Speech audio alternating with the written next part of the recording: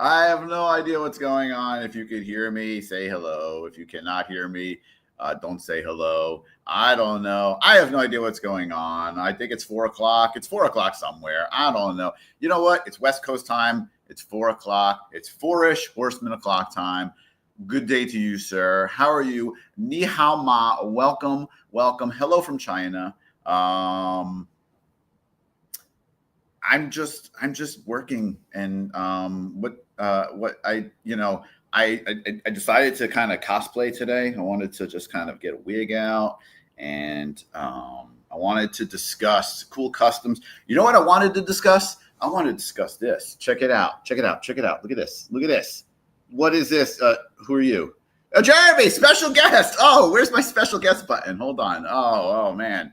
I think.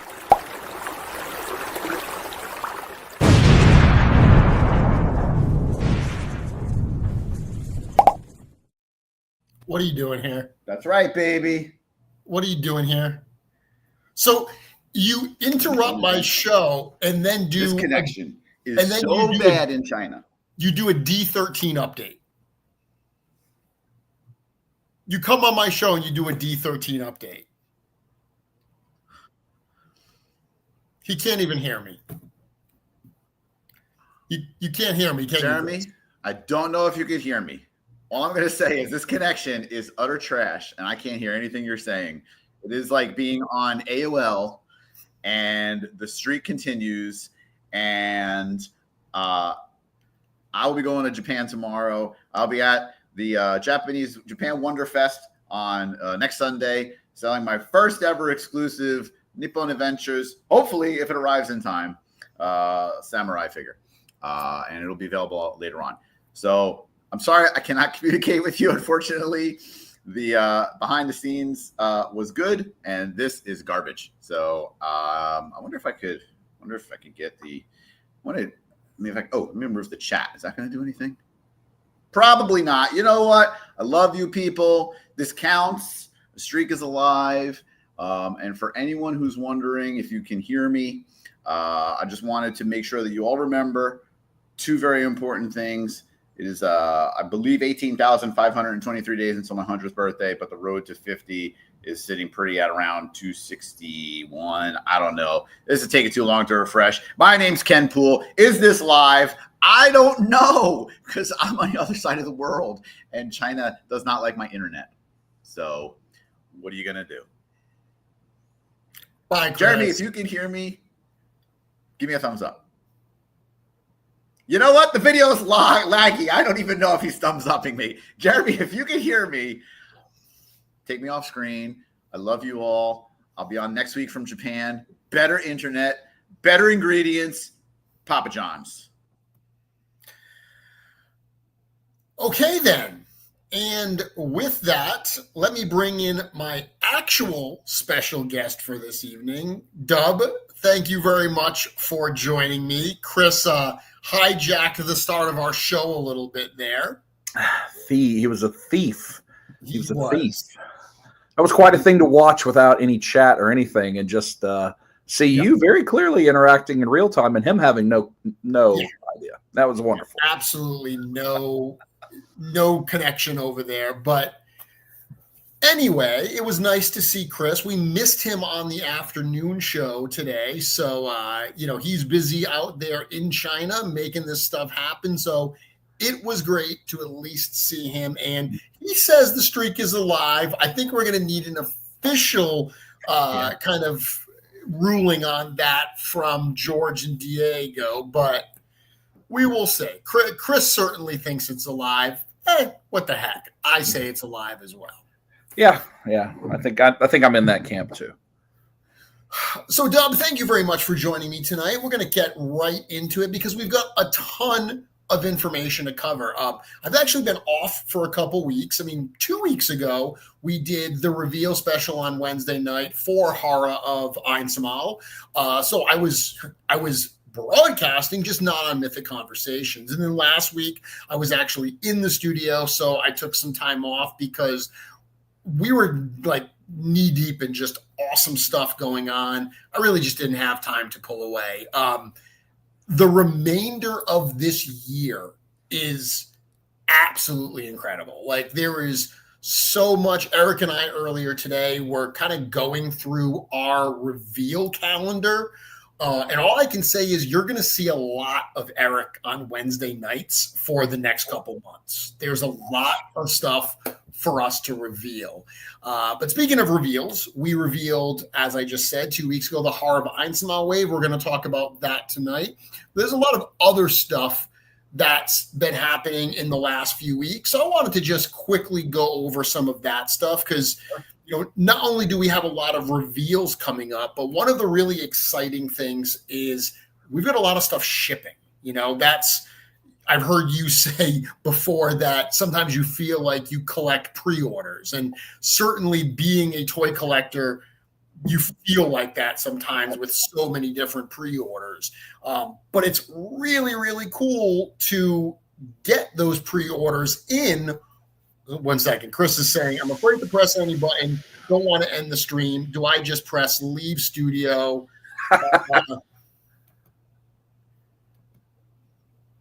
I think you can just press leave studio.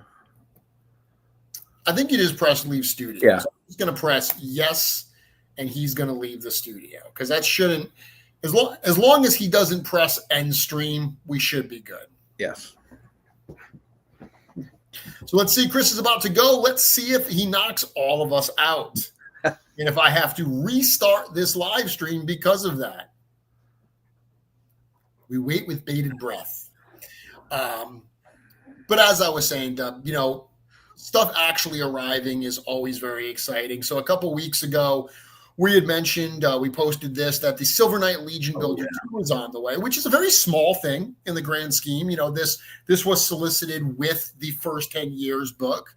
So this isn't like a whole wave coming, but nice to see progress being made. Nice to see that this is already on the way.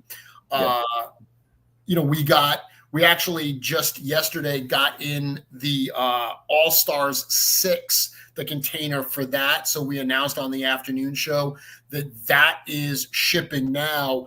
I'm kind of expecting that really as we're wrapping up shipping on that, we're probably going to be pretty close to the container with this on it coming in as well. Oh, wow. Yeah. I really do feel like we're going to see a pretty steady stream of stuff arriving and shipping over the coming weeks and months.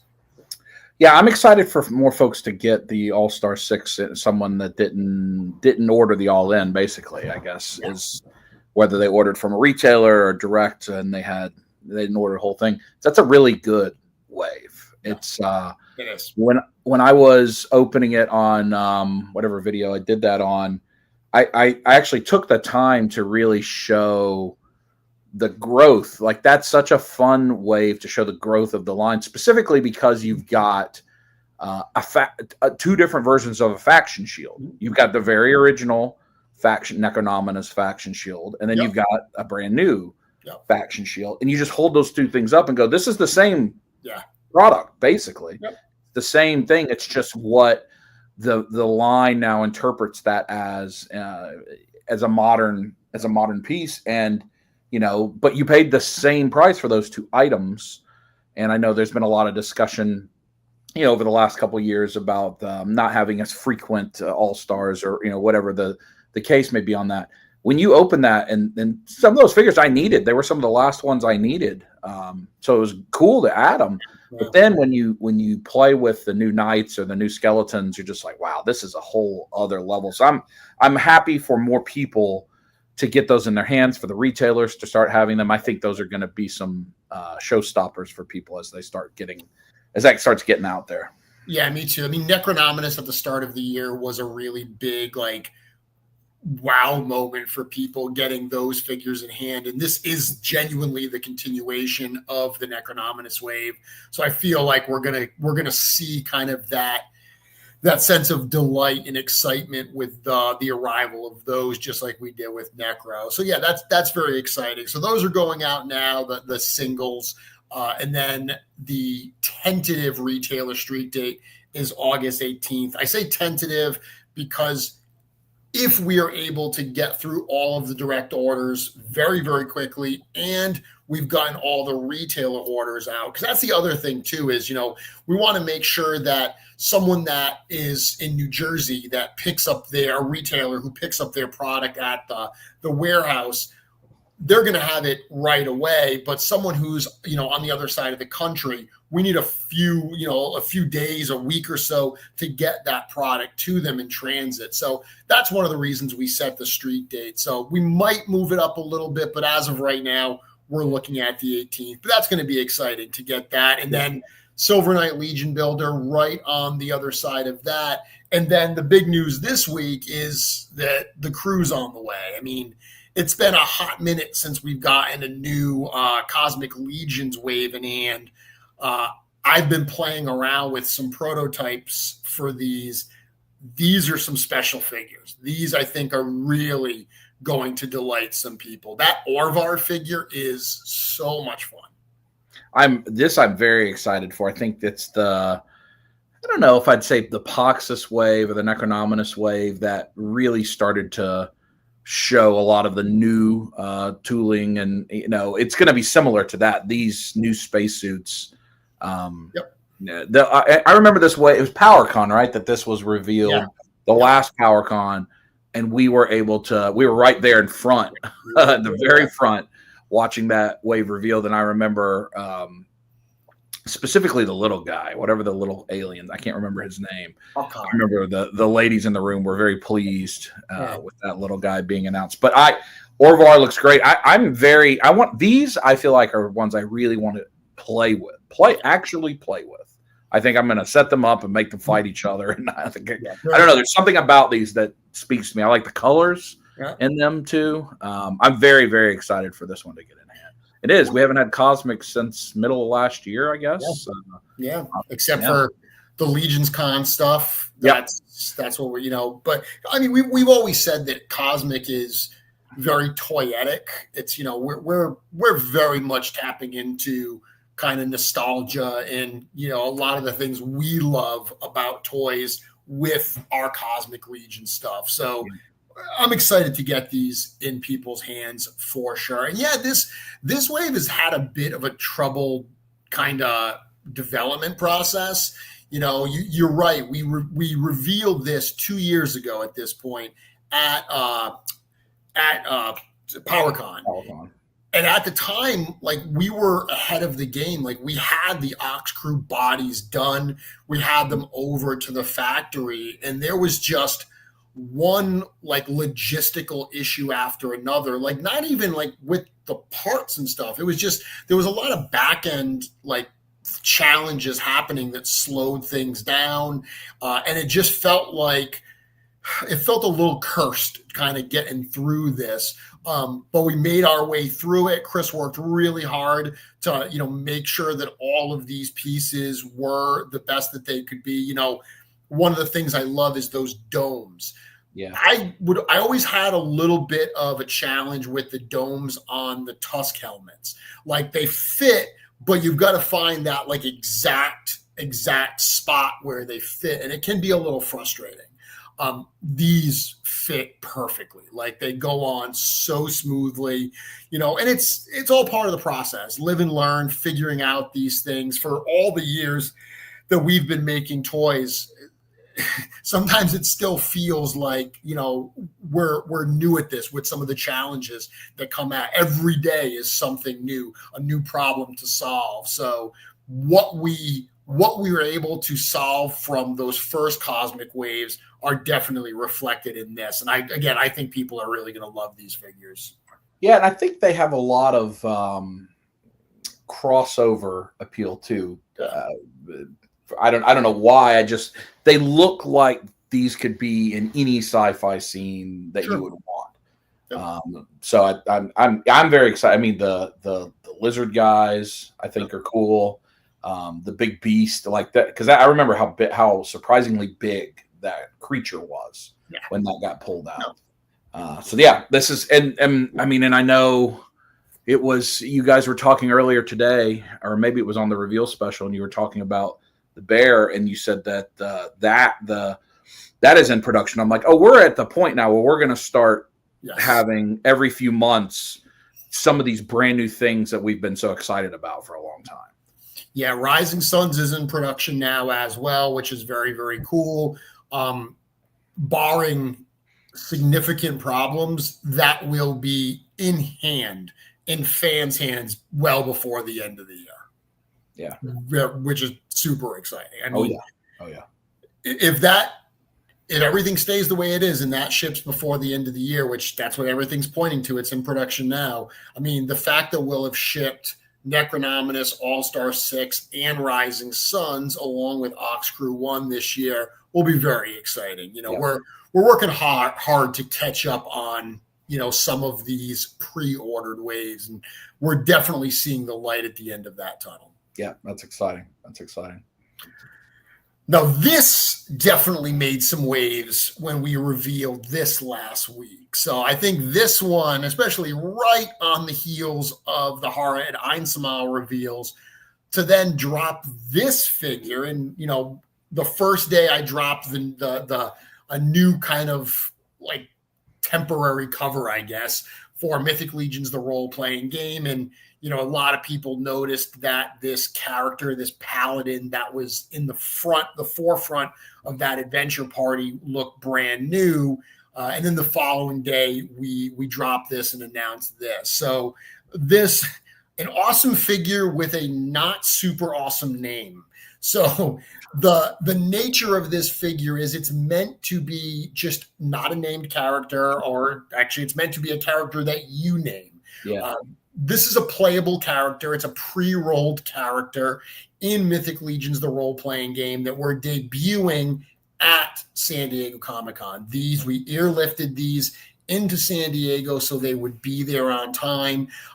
This is a special item. It's comes with QR codes that you can download, the actual character sheets that will be playable in the game. And that's what it's meant to be. It's meant to be a generic character. So it's the heroic paladin / cleric, because the idea here is that, you can swap out some parts, the head, the accessories, to make this either a paladin or a cleric. Yeah, I am very excited for this. That comment section was interesting too, because you got people that were like, "Oh, is this a new character?" But there was also quite a bit of comments that shows his standing. We all love Joe, but it shows his standing in our community. Like, okay, so what did Joe use to part swap and create this character? That was like a common assumption, is Joe clearly is the master of the pop and swap. So what did he do to create this? I will say I am not a being as somebody that does YouTube and things like that. I get asked way too often, "Hey, can you pick something up for me?" I mean, and that's, that's hard, because it's when you get that request 100 times when you go to a show, it's like, how do I do that? So you usually just have to say no to everyone. I had to start phoning some friends to see who's going to be at Comic-Con, because I'm like, well, I need this. I'm gonna have to find out a way to get this, because I can't go to San Diego. But this is a cool. I want to have it. I want to see the packaging and the sheet, the whole world about this. Yeah, what I'm excited about, because we like to play tabletop games, so we're very pumped for this. So we got a question here. Will this be on Store Horseman? It will not. So I will answer, a few questions about this before we move on. So this figure is part of Mythic Legions, the role-playing game. This is going to be offered. It's not a San Diego Comic-Con exclusive. This is not, the only place you can buy it is at San Diego. It's debuting there. Like we literally, the black and gold colors were chosen for San Diego because those are the colors of San Diego Comic-Con. So that was intentional. But there's only a small part of the run that is going to be at San Diego. So the only thing you really get at San Diego is first crack at this. This figure, as is, will be in the Mythic Legions Kickstarter for the role-playing game when we do it early next year. We will also have like a standard version because this is a super ultra deluxe figure. It's got, and there's only so much I can say without tipping our hand to what we're doing in the role-playing game. But I will say that this particular figure is not truly representative of some of the other figures that will be offered. This is definitely more of a deluxe presentation, but this will be offered in that Kickstarter. So will the standard versions of these characters. So you're going to be able to get a different version of these characters, a lot of the same parts, different color, or you're going to be able to get this specific one. Now, this specific one will be limited even in the Kickstarter, but it's going to be a much larger number than we have available at San Diego. So I tell everyone that so they understand that, hey, don't go crazy dropping $200 on eBay for this after the event unless you need it right now and it's worth it to you to pay that premium to have it in your collection immediately, because there will be another chance to get this limited edition figure.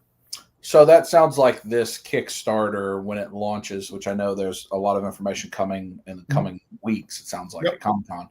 Yes. We'll have various Legions, normal, like our Legion scale items as unlockables or stretch goals and what have you, not just miniatures and those kinds of things. Yeah. So the more and more we've shown off Mythic Legions, the role-playing game, to people in the gaming communities, the more and more they've really been impressed by the toys. So, right from the beginning, we wanted to find a way to utilize the toys. Like early on, we were like, well, in the books and stuff, we're going to use a lot of figure photography, whereas, a lot of normal role-playing games, they use illustrations because they don't have, 10 years worth of action figures they can photograph. So we knew that they were going to have a presence. But we've got some really cool game mechanics that utilize the figures. So there's some really exciting stuff where, you're going to be able to, minis are great and minis are going to be part of the game as well. But minis are in a static pose. You can't swap the weapons off of them. You can't change their outfits and stuff.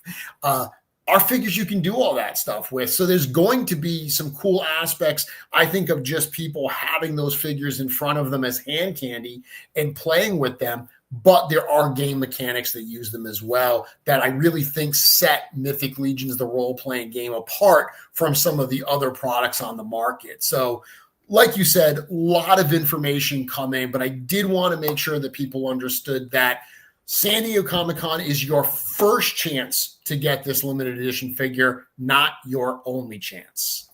It's important. I'm still going to phone a friend, but that's important.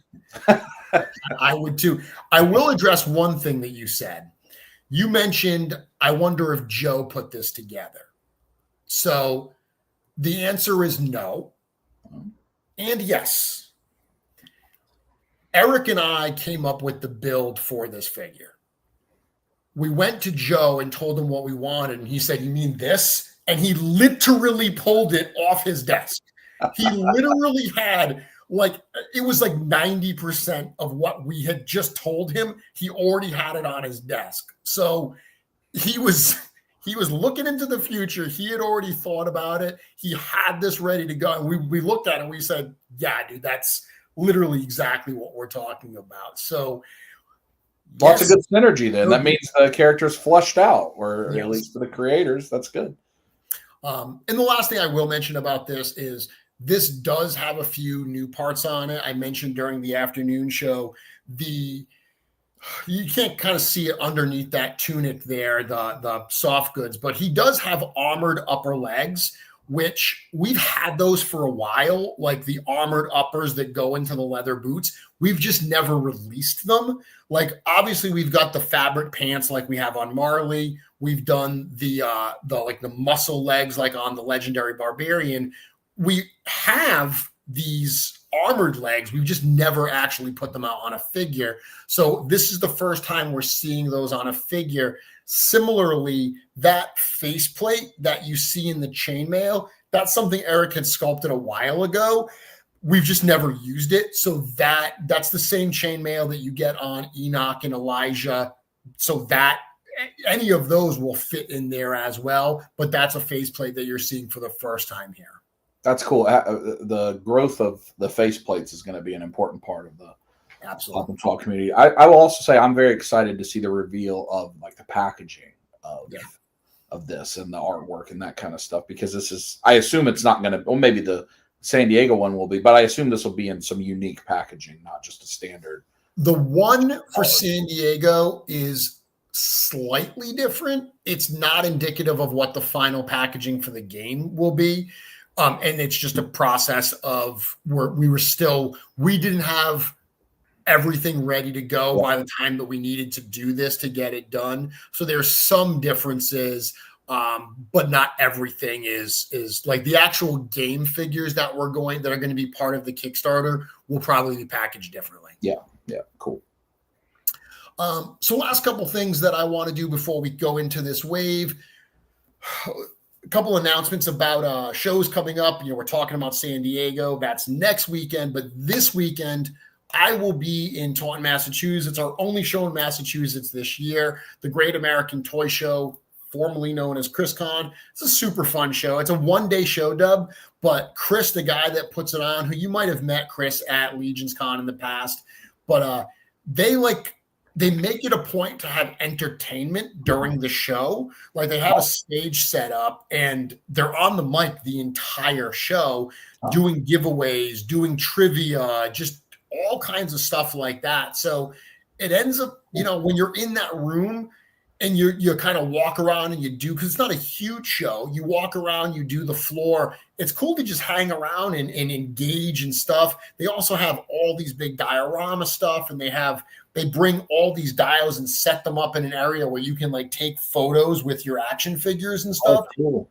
Yeah, they do a really, really good job. It's a very unique show. They skipped last year, so I'm excited to go back and do that this year. That's going to be a ton of fun. I'm going to have some cool stuff for sale and some prototypes to show off. So definitely going to want to check that out. Cool. A little further down the road in September, I'm actually going to be hanging out with you in Stone Mountain, Georgia. So tell us a little bit about what this Legions meetup and toy swap is all about. Yeah, so we are honored to host it for the second year, and Jeremy's coming for the first time.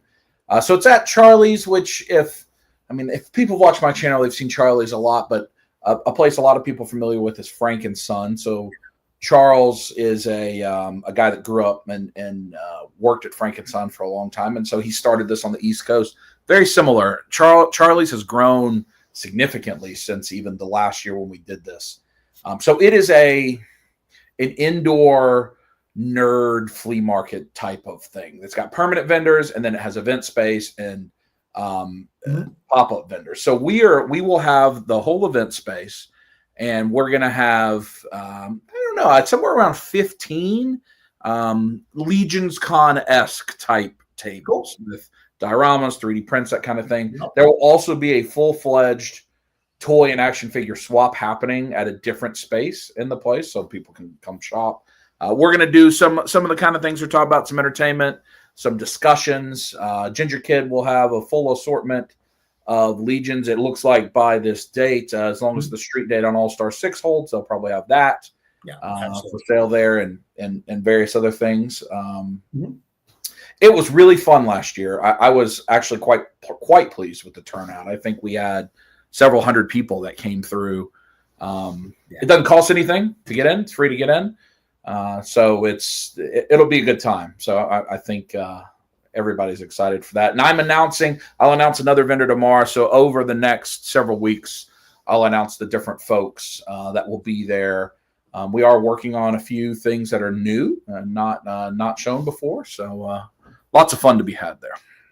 And I will be there. I'm making the trip. I really wanted to go last year, and it fell. I forget what it fell during. It was whether it was my anniversary or something, but there was something I was doing that I couldn't go. And I said, well, next year I'm definitely going to make it a point to come down. So I'm thrilled that I'm able to make the show this year. I'm very much looking forward to it. Yeah, it's going to be a good time. We're looking forward to it. So that brings us, we're at 8:00 now. That brings us into the horror of Einsamall wave. I think it caught a lot of people by surprise, Dub. It's funny. I think that last year when we did Ashes of Agbendor, I think a lot of people were expecting a bigger wave, a newer wave, as opposed to a wave that was largely repaints. Ashes, the mid-year wave, took the place of All-Stars, but the way we kind of pitched it, I think it left people, I don't want to say underwhelmed, but people were expecting newer stuff as opposed to just repaints. I still maintain that once that Ashes wave hits, it is going to blow some people away, and some people that slept on some of those characters are going to be kicking themselves. But that kind of set the stage nicely for us to blow expectations away for this wave. Joe Vassapolo at one point during the development mentioned to Eric that this wave felt like an end-of-year wave as opposed to a mid-year wave because of the new stuff. And I mean, that's kind of what we were going for. We were very much going for kind of a swing for the fences type wave here with the introduction of a new scale.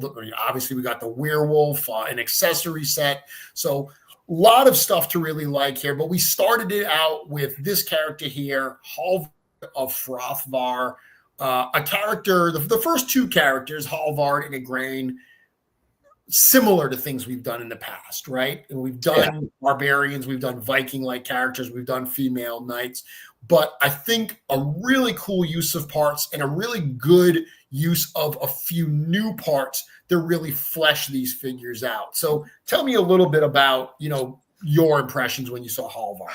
So I'm very, very pleased with the soft goods on this. I think they look really good throughout this wave. I know that some people like soft goods, some people don't. But I think when you get into a northern Nordic, cold region, they really, really work well because this guy looks like he can be just a regular guy that's up there. I like the head sculpt a lot. I think I'm not sure that we have anything with like a shaved head, but then this and the long hair that feels pretty unique, like almost like a ponytail type of sculpture on that. But it's I was looking at like the boots. I don't know if we've got those before. They feel new to me, but one of the things that broadly I think I will probably keep saying in this is because a lot of these parts maybe were on Rising Suns or some of that. Exactly. We don't have them yet. Yes. So they all still feel very new as we're seeing them. Yeah, and we did see those boots get introduced in Rising Sun, so spot on there. Brand new head sculpture. So ironically, this comes with two head sculptures. The other one with the mask, Eric had actually sculpted that during the Rising Sun session. So we've mentioned before, he tends to sculpt a lot of pieces that we don't end up putting out right away. So that one already existed. But when we were putting together this figure, he didn't feel like that head was enough on its own. Like it was a very cool new head. But, over the years, we've heard so many people request, if you give us a helmeted head, give us the unhelmeted as well. It's a cool thing to be able to do that. So Eric wanted to do this unhelmeted head, something different than the other kinds of, unhelmeted heads we've done in the past. The fact that it's got kind of the shaved side and the long ponytail. Yeah. but brand new head that was sculpted for this figure. Really, the rest of this, it's all parts we've seen before, just presented in a new way. But really, I think you hit the nail on the head that those soft goods really, really tie it in together. Yeah, and I think the use of soft goods does allow for when certain parts are being used again to completely transform them, because you're not just going, well, I can clearly see that's the same chest that I have on 17 other figures. It's like, no, I've got this tunic that's really cool and has this fastener right there. And it's, I mean, I know over the years there's been a lot of cry for clothes and common folk and townsfolk. I mean, this also can look like there's something somebody's wearing to go to the pub here in a couple of videos. And this gentleman looks like he would come to Legion's Con as well, I would say. This doesn't look far off a guy that we would hang out with. It actually looks like one of the Michiganders, one of the My Wife Is Gonna Kill Me crew. So apparently I don't know if you saw the pictures from Travis, but the whole group of them basically were watching the reveal special in Travis's pool. I did not see that. They were having a pool party. All right. And, I guess they were going to go inside to watch it, and someone said, "Can you bring the TV outside?" And he was like, "I sure can." But one of their friends, they joke about him thinking he's a Viking and everything. And dude, he looks like this guy. Like, he looks like a Viking. Super cool guy. But I guess when this first got revealed, every one of them looked at him and they were like, "Ronald, this is you, man." So yeah, very, very, very funny. But yeah, super cool figure. I love, like you said, that could very much be a townsfolk type tunic if you wanted. I will say, because people ask what's underneath the tunic, it's the old fabric torso. The one, Ron. That's Curtis says has Ron Twelling. What was Twining? But he's got kind of that old torso that like Gideon Heaven's Brand 1 came with. Oh yeah. That's what is underneath there. And it's the same color, that the one that's under there, it's the same color as his arms. You can see the color of the arms here without that cloak. And that's the color of what's underneath that green tunic there. Yeah, I think, and to be the it's thematic, I guess, for our discussion tonight, but it's the Traveler's Party. It felt like a little D&D side quest. Like, oh, we're going to come up here, we're going to go to the inn, and then we're going to, we got to go help these people out, and somebody's going to pay us 100 gold to go help these people out. And so to get the party members, start with him, I think was good. Yeah. I like this guy a lot. I really like this too. I think I may end up putting this on something else because I really like the unmasked portrait. But that's such a unique, the chainmail. I don't know what that is. Beard guard. I don't know what you would call that, but it's cool. You know what it reminds me of? It's got a very Herodrum type of. Yeah. Not with the body build. Like, the body build doesn't really work for that, but the head, I don't know, something about it. It's got that. We got to give him a little more eyeliner, but it's got that kind of feel where I think you could use that head in a different way. I mean, I think that head could very much. It's got some scars that make it less of a army builder type thing. But I think people could make it work. But I think it's going to be, that's a cool head for sure. And this, one thing I love about this figure and part of this wave, and I think I said this on the after show, is, regardless of how you display your figure, some people go by faction, some people just do it based on their own headcanon. One of the cool things about this wave is you could display this wave on a decal shelf.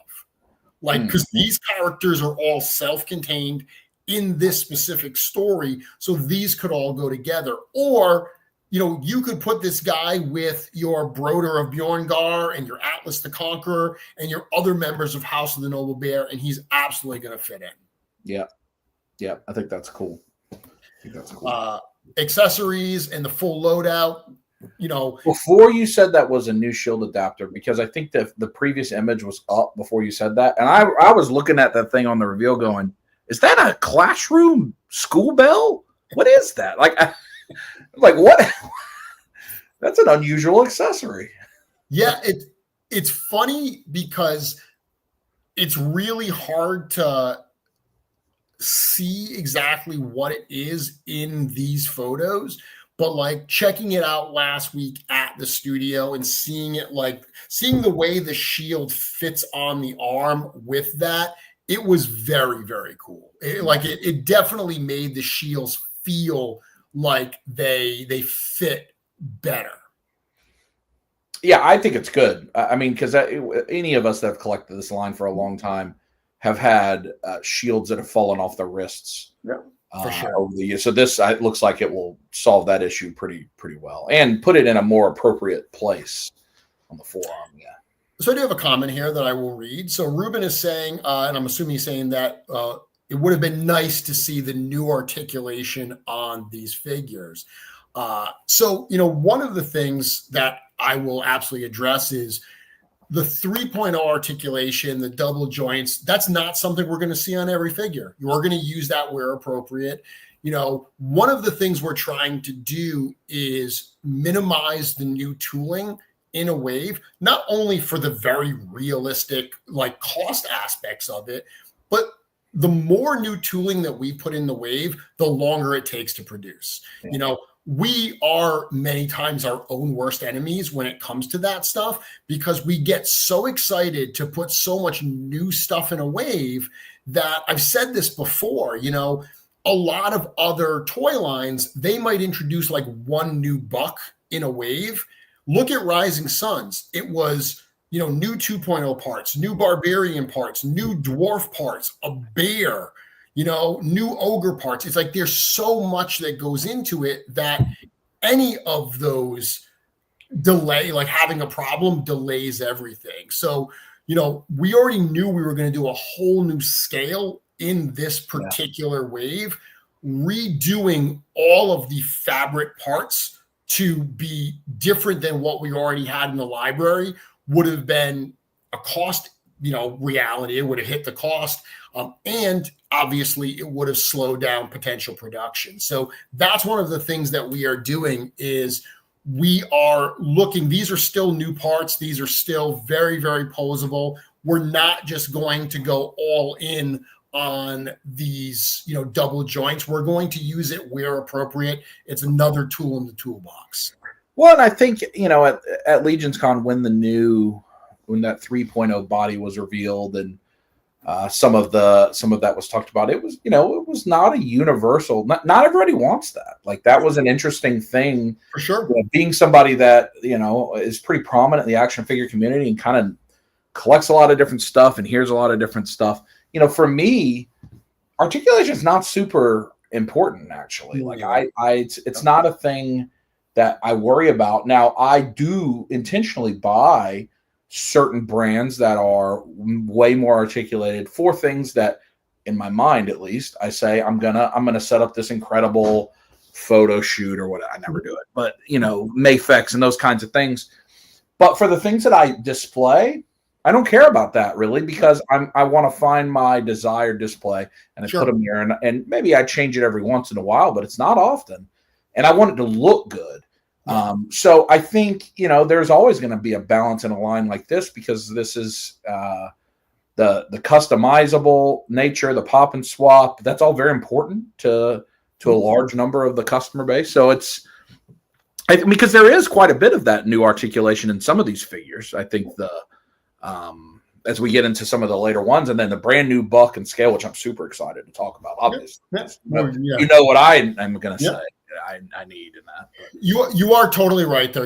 At Legions Con, there were a number of our, diehard fans that I love my Legions the way they are. I don't need them to change. And, I'm in that camp of, like you just said, I don't need extra articulation. I think these things are plenty articulated. But at the same time, there are people that don't buy our figures because they don't have the articulation that they want. So really what we're trying to do is say like, hey, if we can find spots where this articulation makes sense, and we can do it in a way that our fans are going to get it and they're going to go, oh, yeah, dude, I was worried for nothing. These are freaking awesome. Like, these are legions. These still feel and look like legions. Yeah. Like, keep in mind that the prototype stuff you've seen, it's prototypes, okay? Trying to put together all those 3D printed pieces, it's never going to be as seamless and tight as the final product. So the final products are going to look even better. So that's all I ask, is reserve judgment until you get them in hand and you can play around with them. Because I think you are going to realize that everything you love about Allegiance is still there. But you're going to be able to, all those people that were like, oh, I don't like these because they have, archaic, antiquated articulation. You can give those to them and be like, okay, now you can see that they are pushing the limits with stuff like that. Still swappable, still posable and fun, still that chunky kind of big beefy buck 1.0 build. Yeah. Yeah. So that moves us on to Commander Arain. This was a figure, a very popular figure so far. People responding really, really well to this figure. And I think the thing that probably caught a lot of people by surprise was the head sculpture on this, because this looks very different than a lot of the head sculptures that we've seen the line so far. I've heard people say it's almost got like an anime style feel to it. I'm curious to hear what kind of your impressions of this figure were when you first saw it. Yeah, I could see that. I don't know that I thought that, but it's she's beautiful. Like, it's and she's not like in the armies of Aetheron. Like, she's not so war torn. It doesn't look as me. It looks like she's up there, she's on an adventure party and whatever her other roles may be, and she's in charge, but she's not necessarily been fighting Arethyr. So she's not quite had the same, I don't know. She's not as rugged looking, I guess. Yes. So I can see that, the anime, maybe the softer features, characteristics. I think it's going to be a very, very popular figure for that head sculpt. People are going to be using that for a lot of different things. I immediately think Princess Zelda. I've talked to Emil about that. But yeah, I really like it. And then with the little tuft of the fur there, I think that's, yeah, I agree. It's a different sculpt than what we're used to seeing in this. And I think that's a good thing. I think it's a good thing too. Yeah. Yeah. This is one. So when I first saw the renders of this figure, it was with this helmet. So it was with the alternate helmet on. So this is not as surprising a sculpture because it's very similar armor-wise to the helmet we've seen with Sir Adalric. This is not that helmet. This is a 2.0 sized one. But I saw this and it was uncolored and I was like, oh, okay, this is going to be cool, cool female knight. But then when I saw that alternate head or her main head and I saw the colors that were chosen for it, and then, of course, when I saw the paints, it was just like everything really came together for this character. And you are right. She is younger. Her bio talks about that she was a young conscript in the Order of Aetheron when the war began. So the war, this wave takes place sometime after that Second Great War. So she's a little bit older, but she still is relatively young. And we've got some more lore coming out for this story where we're going to kind of see her rise to that role of Commander Arain, which I think is fun. What I think like this or like the straight on picture with that head sculpt, if you were scrolling through your Netflix and then you just saw Commander Arain with that picture, you'd be like, yeah, I think I'll check this chick out. Like, she looks like she's ready to just slay. Like, I'm in. Like, that looks like a show I would watch because she does. She just that's a. I don't disagree with the anime thing. I guess I didn't see that, but it is it's a beautiful head sculpt. I think she's going to be. I imagine she's been a very popular order. She has been, and I love the build. And it's funny because It's very similar to the build we saw earlier for the San Diego Comic-Con figure, right? This idea of like the leather boots with the armor, the leather gloves and everything. It's something that we've seen a number of customizers do. I mentioned on a live stream, I've seen Dennis do, a number of customs like this. Quinn, I've seen him do figures like this. A number of people have done it. Those are the two that came to mind during the live stream. But I love that almost like it. I always refer to it kind of as like a traveling knight. That's what it feels like. They're not at court. They're not fully in armor. It's not a ceremonial type thing. Like they're actually going to be walking somewhere. She is on this adventure. So I really like the build that we see here. And again, just like Halvard, minimal new parts. That sword, even though we've seen it before, we saw it first pictured with Otho, different pommel. We also saw it pictured with Sir Benegar, but we don't have it in hand yet. So, a couple new weapons from the Rising Suns wave, that new weapon there, 2 new head sculpts. Otherwise, all existing parts, but still feels very fresh to me. So this may be, we like to get inside baseball when I'm on the show with you. So when you say no new parts, is the soft goods are relatively, like, how do soft goods fall into when you're talking about parts? You talk about no new tooled parts? Yes, no new tooled parts. Because soft goods don't have to be tooled, they still have to be developed. My brain almost doesn't count them, because once, like the stuff that CJ gives us for the prototypes, they look exactly like what the factory is going to do. Yeah. So it's like, I feel like, okay, well, we've got them already, as opposed to having to go through this whole process of cutting steel and making sure it fits and all that. So I tend to, because I even said the same thing about the SDCC night, where I didn't address the fact that, those premium soft goods with that cool pattern and everything, that's brand new. But those are, I believe, new soft goods that CJ made for this. Yeah, I don't think we're not. It feels like almost every item that has a soft good has something that's pretty new, brand new. I don't see, at least so far, it's not noticeable that there's a lot of repeating that. And so that transforms it then, because even if the upper legs and the crotch piece are same as another figure, you don't see them. You don't, they're just the functionality of the articulation, but you've got these brand new things on top of it. So I think that's cool. And again, I like there's the unmasked head, because as we get into our new friends here, they need to be able to go to the tavern and not be wearing a helmet. Like, they've got to be able to all sit and enjoy. So that's good. So I was just about to say that little piece that's next to her helmeted head, a lot of people question what that is. And it's kind of like, I don't want to call it a brooch, but it's like a little decorative thing that goes on the fur. The pictures of the Rising Suns dwarf 2-pack, the female dwarf has it there. But Joe's in the chat, and he chimed in and said the fur collar may get an update. Stay tuned. Oh. So we might be improving that, apparently, to make it even cooler than what you see here. We'll see. Cool. So Commander Arain, and these are both standard figures, so they're available in the pre-order now at Store Horseman.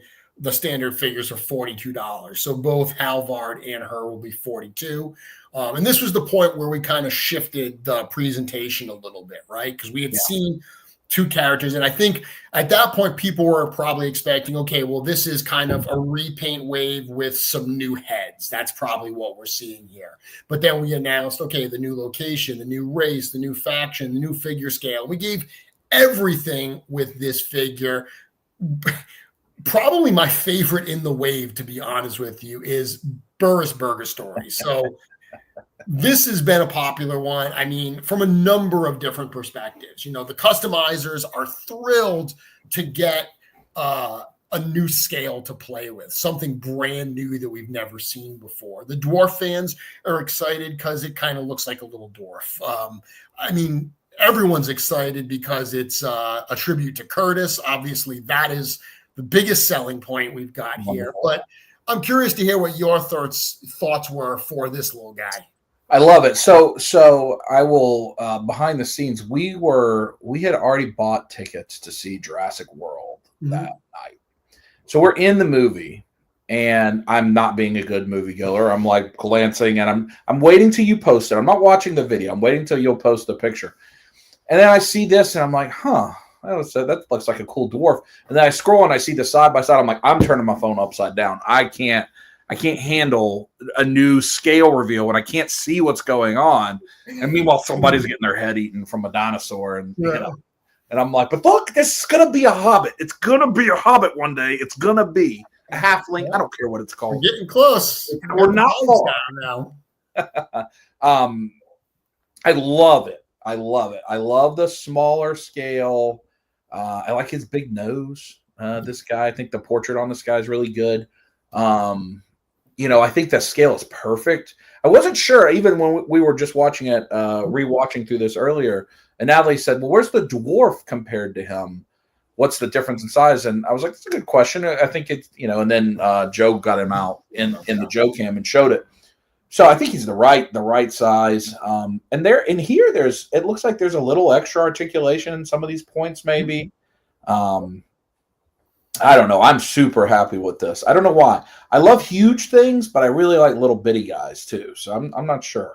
But this has been a long time coming. Like, we have wanted to go smaller for a couple of years now. The idea of pixies and gnomes and just smaller type characters, imps, all of these different characters. Like, we've wanted to go there, but again, I've said this so many times, it's finding the right spot. There's so many things we want to do. There's so many ideas, but there's the time, there's the cost, there's the production schedule. Like, so much factors into when it's a right time to release something. So now, like, when we started talking about this wave, this was literally the first thing before we knew that it was Einsamall and it was kind of an Arctic themed wave. Like, a lot of that stuff kind of happened after the fact. Like, we knew we wanted to do a small figure, and we knew we wanted to do the werewolf. Like, those were the two things, because when Eric was sculpting Leodicius, he was also like, okay, this is going to be a wolf as well. So those were the two things we knew we wanted to do. And then when we started talking about the story and we figured out how we were going to do this, everything else kind of fell into place. We were like, oh, okay, we knew we had the Viking parts. So we said, we're going to do that. We can do the polar bear. Eric had already sculpted the polar bear head with Bodvar, so we knew we had to find a place to drop the polar bear. The Tundra Orc was a late addition because we had this theme, and we were trying to figure out what other characters were going to be part of this story. But the gnome, that smaller scale, was right from the beginning, us knowing we wanted to do this. And you are right, it does have some extra articulation. It does have double knees. Yeah. One of the figures that Eric was kind of playing around with and holding as he was planning this out, because we tried a few different ones. We had gnomes that had double jointed arms as well. They didn't feel as good. Like, the arms were so small, they added a little bit of extra range of motion, but it was a sacrifice for the feel of the figure. So we abandoned that and went to the single joints. We left the knees as doubles, but he was playing around with plunderlings a lot when he was doing this, which, Chris ran production on plunderlings as well. So obviously that's something we're very familiar with. But plunderlings are an example of really small figures that, they've got the double knees, they've got the single arms. So he was just kind of playing around with how those feel, just to give him some inspiration. And I mean, these feel very different than plunderlings, but you can see kind of like what that thought process was. I think it's, definitely. That's a good, because I think most of us have probably at least held a plunderling at some point in our life. And if you haven't come to Legions Con, they usually have a big display you can play with. I think it's important, not just because I'm biased and I want halflings, but any fantasy or on the other side of the world, the sci-fi world, you always have in every single story ever some sort of gathering place, whatever it is, where everybody walks in, and there's all shapes and sizes of things. Yep. That's just a very common thing that you see in a fantasy or a sci-fi story.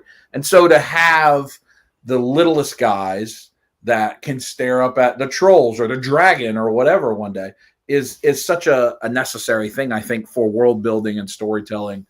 And, you know, again, in a adventure party type thing, you know, the way that those of us that play tabletop games, it is, you never have just everybody picks a knight. That's just never what it is. In fact, you very often don't have any type of tank. You have paladins sometimes, but you have wizards and you have gnomes. And I mean, you know, you go, okay, if we really had to fight somebody, we're not in a good shape here. We don't have a fighter. But so having him and his pickaxe and his tankard of ale is just great for a lot of things. Yeah, that's wonderful. What a wonderful piece that is. I love it. And I joked at the start of this figure, you know, that the tie into Curtis, but that does make it special. And, you know, Curtis has been someone that has wanted gnomes for a while. Curtis is also a very dear friend. He's a, you know, Cabal admin. I wanted, when I was writing the bio for the character and coming up with the name, I was like, I'd love to be able to do a nod to Curtis on this. And I'll be honest, Dub, I struggled. Like, I struggled trying to find a way to tie it in. And then as I was working on the story, he became the mayor of Einsamall, and immediately everything fell into place. And this idea, anyone that knows Curtis knows the good-natured ribbing of him kind of working his way into everyone's business. And it all worked out that this character was someone who gets involved with everything, but he genuinely cares. Like, he's not doing it for his ego. He genuinely, and that's why, you know, the bio saying that he's the true heart of his community. He genuinely is in everyone's business, but he's trying to make everyone's life better. And I ended up just falling in love with this character. Super fun character. And we get a Tundra Goblin. So this was a late edition. This was looking at the figure's loadout and saying, hey, this figure and the Fox character we're going to see in a few minutes, they don't have secondary heads. Like, we've got to put some secondary heads in there because it's just something we love to do, and it helps sell more toys. So the idea of putting in a goblin head, and the thump head worked so well. It was a easy suggestion. And then in the studio, I don't know if it was, I wasn't there. So it was either Diego or Joe, or maybe they, you know, they conspired together. But someone made a suggestion to actually do it as this Tundra Goblin and match it to the Tundra Orc and the Frost Ogre that's part of the Ashes Wave. And I think it really made for a cool addition in the line. Yeah, that little world building stuff for people who want to get an extra or choose just to display it this way. Yeah, I like that. And, you know, I think a lot of these characters, you can see that they are not terribly bothered with what is happening in the rest of Mythos. Mm-hmm. Like, they're worried about what's happening up there near them. Obviously, they've got a situation going on. But even if they didn't, you know, and again, that's an important part of fantasy lore, where you have these outskirts towns that, hey, I don't care about the Great War. I don't care. It doesn't impact me. Leave me alone. We're up here. We're having ale. But then to also get the Tundra Orc to start getting some color match to some of those, because that's, I mean, a lot of customizers certainly do that. Frost Legions and those kinds of things. I have a whole display of Frost characters, and it's a different tone than that, but a whole group of, you know, Frost goblins. So I loved the idea. I thought it was great when they recommended that or suggested that. Yeah. But yeah, I mean, you know, what you just mentioned about these characters being up there and just, you know, ignoring the other doings of the realm, that was a big part of the story here for Einsamall. And, you know, I said this before, but part of the inspiration was these incredibly remote, like, towns up in, like, say, Alaska.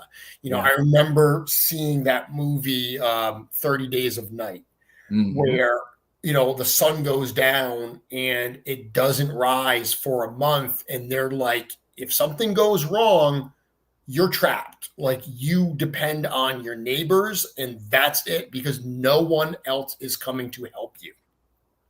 I thought that sense of isolation played really well because, right at the beginning, when we were talking about this story and, what are we going to do with this wave? We wanted it to be a self-contained little story, but we wanted it to have, a feel like have some importance, kind of like Covenant of Shadow.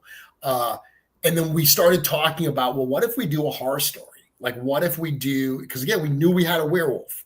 So we were like, what if we do that classic, kind of horror story where something's attacking a settlement, these heroes have to go and figure out what's going on. I mean, it's Beowulf, right? Which Beowulf inspires, 13th Warrior, which I love 13th Warrior, it inspires stories like what's the Brotherhood of the Wolf. There's a lot of different stories that use this kind of trope-like setup, and that's really what we were kind of pulling on for this sense of isolation as these villagers fight against this like unseen monster that's attacking them every few nights.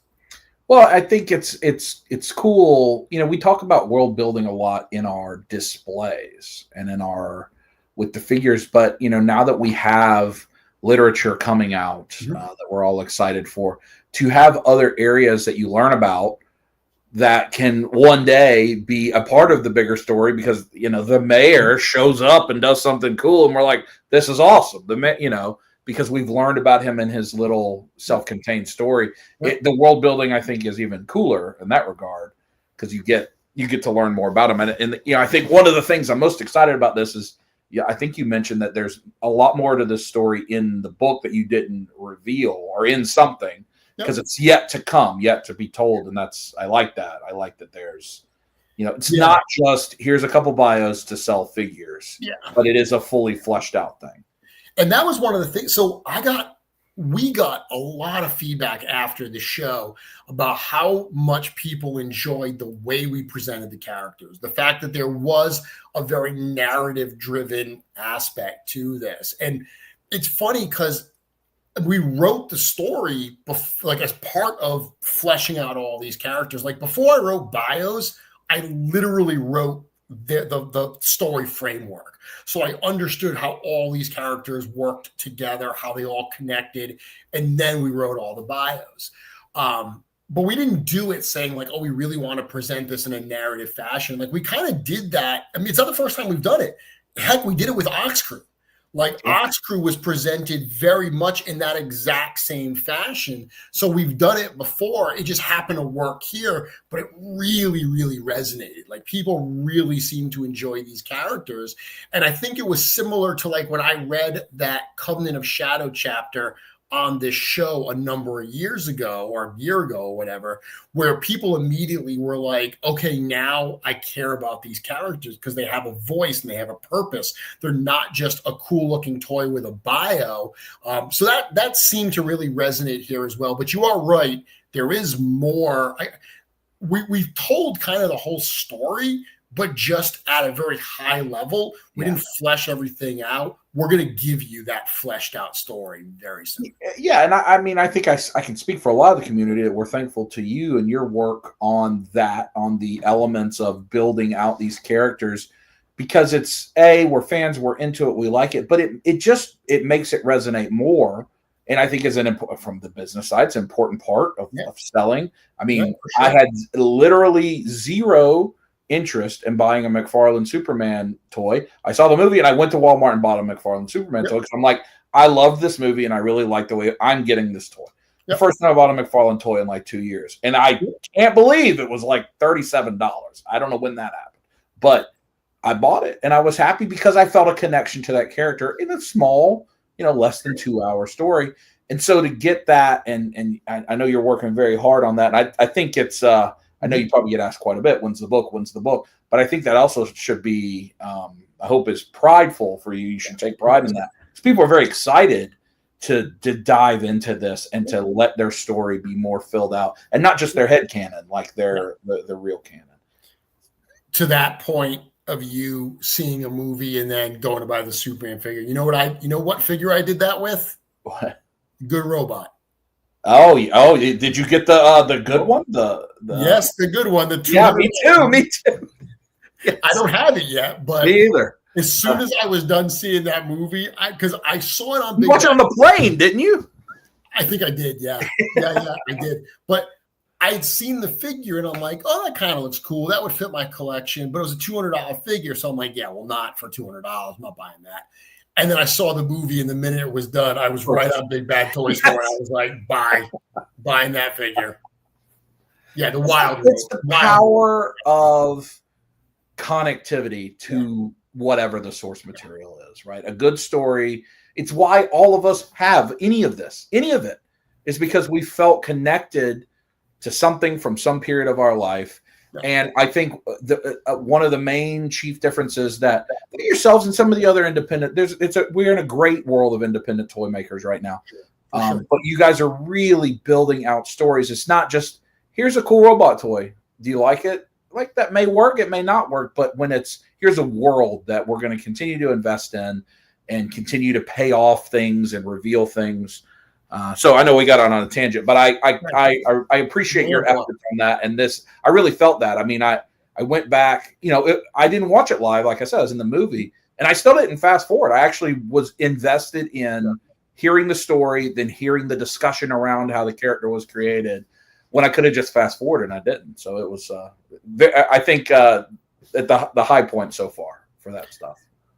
Tiffany, I don't know if Burris's hat will be removable. It's not meant to be, but we're going to see in development whether or not that's actually feasible. I don't think he's got like a full, like, rounded head under there. I think it's a key, so the hat can be glued on, but that remains to be seen. But you're talking about building out worlds and everything, and one of the things that we've got with this figure and then with the accessory set that we're going to see in a moment are some of those world building elements. So including these large diorama style pieces with these smaller imps. One of the things that I had mentioned in the reveal special is these imps cost us just as much to make as a regular, as one of the other larger figures, right? Like a standard figure. There's really no cost savings for the little bit of plastic that you're not getting in this. But putting in something like that barrel, which is hollow, it's the type of thing where, as impressive as it looks, there's not a ton of paint on it. It's hollow. So it's one of those things where we can add a very little extra cost to the figure, but a lot more bang for your buck. Like, it feels like you're getting a lot more. So, the figure is a $42 figure. Without that, it still would have been $42. If we look at what the actual costs are, it really wouldn't have changed one way or another, but we can add this accessory piece in. It still will cost out for us okay, and you feel like you're getting more. No, you are getting more. Yeah. I think that's cool. And that's, I understand the economics of that. And I think most people, the plastic is not the expensive part. Yeah. We make. When you're doing Baethier, yes, that much plastic is going to add. When you start getting bigger, the cost of the tools and everything, there's a lot that goes into it. It's not as straightforward as more plastic means more expensive figure, less plastic means cheaper figure. Yes, at a very high surface level, there is some truth to that, but there's so many other variables that factor into that as well. Yeah. The tap is not permanently attached to the keg. It actually pops out. We think right here. I think in the accessory set, it shows it. Yeah. We show it. We show the tap being out, or the tap being permanently open on the keg. Oh, I get what they're saying. They're saying that. Well, it can't close it. They're saying that, it's open. Well, whatever. All right, so that brings us to the next. We just talked about this. The accessory set. I mean, this is fun because we get another version of that barrel, a different paint job. We get 2 other mugs, 4 mugs total, but we get a second kind of version. We get those sausages, which are a lot of fun. But we also get that fun little logo, which I was actually doing that logo in the airport while I was flying down to see you in Augusta. Oh, really? Wow. So Wow. I got a message from Eric because we needed to have something to put on the front of the keg. And he was like, hey, do you have any ideas for like a logo? So I was literally in the Providence airport at like 4:45 in the morning doing that. I sent over some samples to Eric. I got some answers when I landed in Atlanta. I quickly made some changes, sent them back over. And by the time I landed in Augusta, he said, yup, everything looks good. I finished it up, sent it off. Nice. Yeah, I love this. If watching you guys talk about how that's your favorite shot, and even Eric having like this look of shame on his face, he's like, "This should not be my favorite picture, but it is my favorite picture." Yeah. And the week of campfires and sausages comment also made me crack up because of the I didn't know about that. You didn't know about the HasLab? Yeah.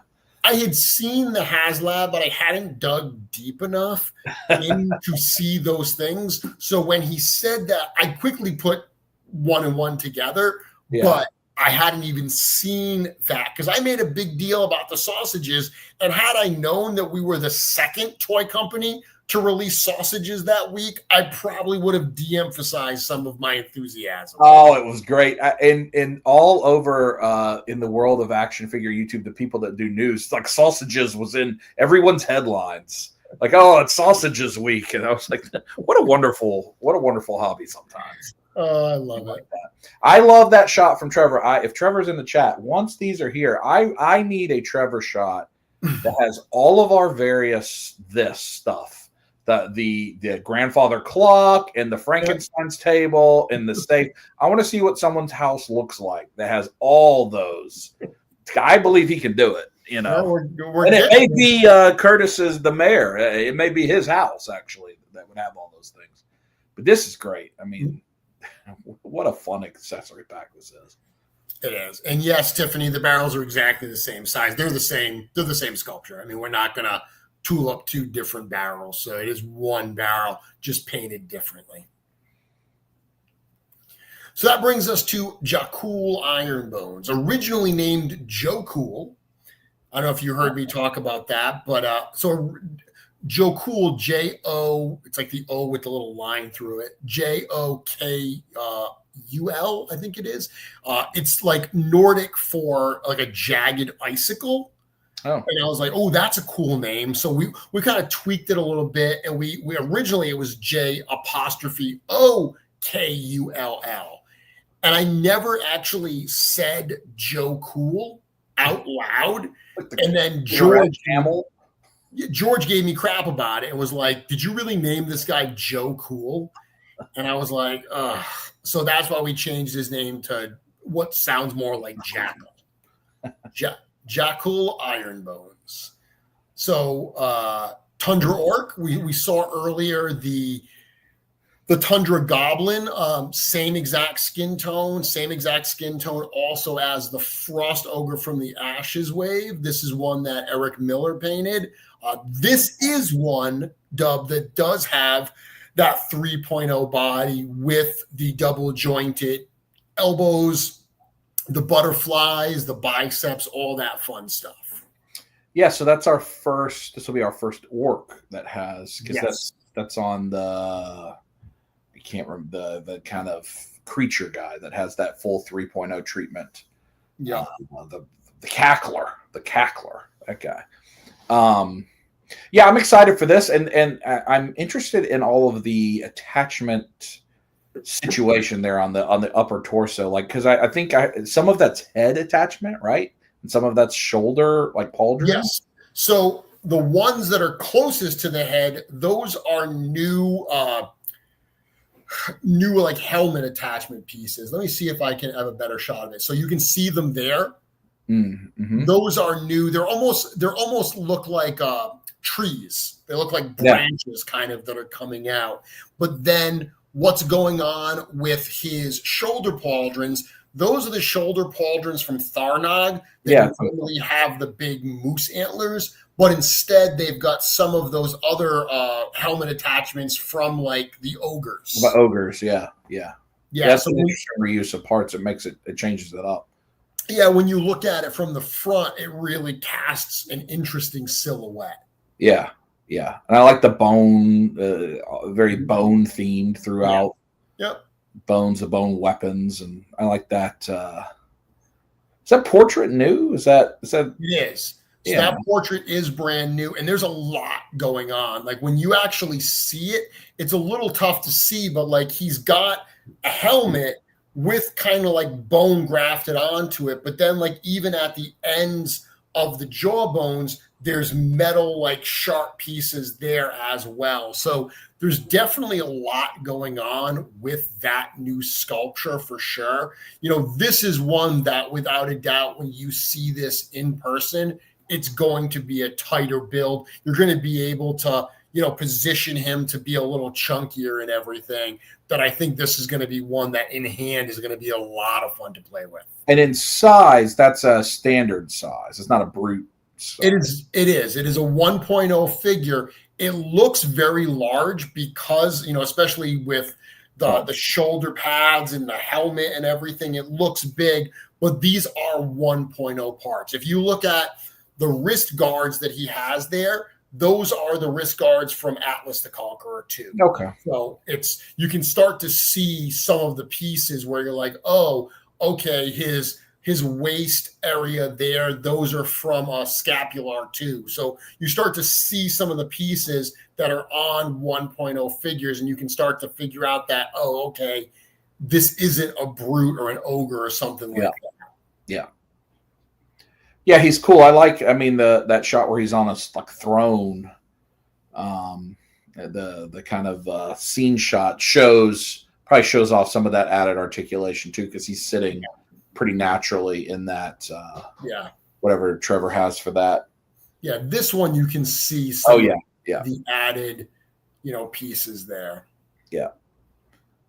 So that'll be a fun one to play with, and I imagine a good one that people will start their hand at truly customizing with that new articulation style, because that lends itself to a lot of repainting and whatever the case may be. Without a doubt, it's a nice light color. You'll be able to repaint that. Yeah, this is going to be a fun one. And like I said, I love the fact that, you know, we got all the team green after a while. You know, we had the orcs, obviously, then we got the trolls and the ogres and the goblins. We had all these different sizes. So I love the fact that from the frost ogre to this guy to that tundra goblin right there, you're going to have 3 different sizes that you're going to be able to mix and match to kind of create a cool little kind of like tundra group. How close is that color to the troll, to the ice troll? The ice troll, I don't know. I actually haven't held it up to the ice troll. Because we do have a blue troll. We do have a blue troll too. Yeah, absolutely. I almost forgot about that one. So Michael is saying, is Jakul a citizen from the Unsworn Northfolk? He is. So the Unsworn Northfolk, which, Dub, we haven't talked about them, but that's a new faction that we have. This is one of the things that we're going to start to explore as we go forward, where so far we've seen factions that the Legions of Light and the Legions of Dark, there's almost like, for lack of a better term, a religious aspect to them. Like they follow what are essentially deities. You know, the Great Beast, the Dark Four, they're God-level characters. So there's kind of like a religious aspect to that. House of the Noble Bear, I mean, the leader of the House of the Noble Bear is Atlas. You know, he's not a god. He's someone that they follow because he provided a sense of structure and leadership to kind of a structureless group. But we still refer to them as a faction. You know, we're going to start to see some of the groups of characters that we meet that are less organized, they don't follow something as, religiously as what we've seen with the Legions of Light and Dark. So the Unsworn Northfolk, they're basically, it's almost like saying that, like, I'm a Rhode Islander. It's because it's where I live. But we have lots of different, affiliations and so forth beyond just being here in Rhode Island. So that's kind of the stuff that we're going to see. The Unsworn Northfolk, they are descended from a wizard who, at the end of the First Great War, decided to bring a group of pilgrims north just to kind of get away from all of the war and all of the fighting. They just wanted to be by themselves and live their life. And these people are descended from that group, but they don't really worship that wizard with any kind of reverence other than, he's the one that led us here and, helped us survive in those early days. But someone like Jakul, even though he doesn't live in Einsamall, he identifies just as Unsworn Northfolk, because basically means unsworn. Yeah, I'm not part of any other faction or affiliation, and I live in the North. Yeah. I like it. So Terrence says, is this a faction in the sense of shared objectives and ideologies, or is this just people who live in the same zip code? Well, yes and no. Because of where they live and how remote they are, there is kind of a shared objective, and it's survival. Like, that's one of the things that, like I had mentioned earlier, I really was excited for with this, to try to portray these people that some of them I'm sure don't get along with each other, but there is a sense of survival up there. Like, one of the things, the mayor of Einsamall is also the innkeeper. We're going to see the fact that these characters have multiple jobs, because that's how it is in a small town, where there's not someone that does all these different jobs. So you have to wear a lot of hats, or lack of a better term.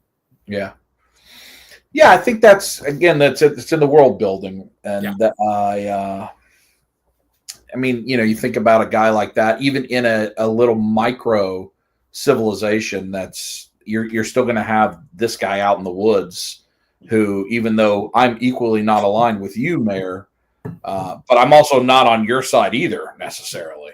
Yep. And we're going to see more about their story. I mean, this is a character that in the bio, suspicion immediately falls on him, because he is an outsider and he's a tough customer and he's an orc.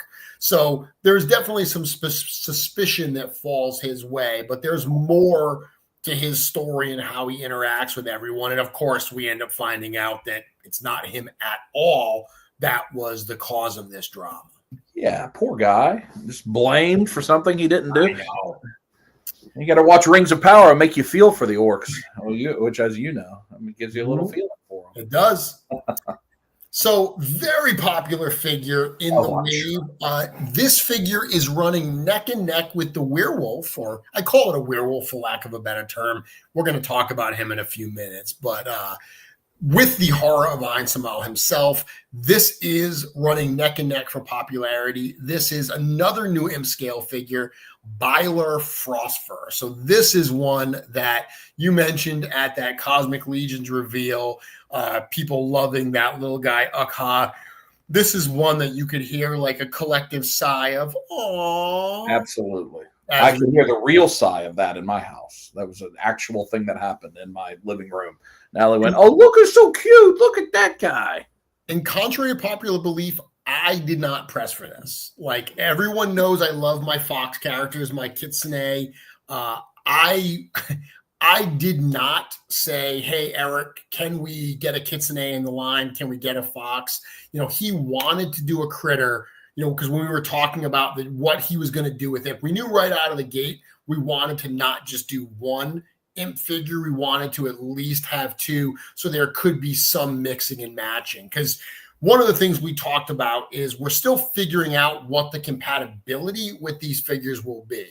Like, as of right now, it looks like the pauldrons, the shoulder armor, those will pop in to like a 2.0. The arm should be 2.0. I think the feet and maybe the lower leg should be compatible. I know the waist will not be compatible with 2.0 because instead of being the peg, it's more the ball like in 1.0. So we're still trying to figure out what the compatibility will be. What about the head? The head will 100% work with 2.0 because we put the thump head on it and we put the head. So we know those are going to work.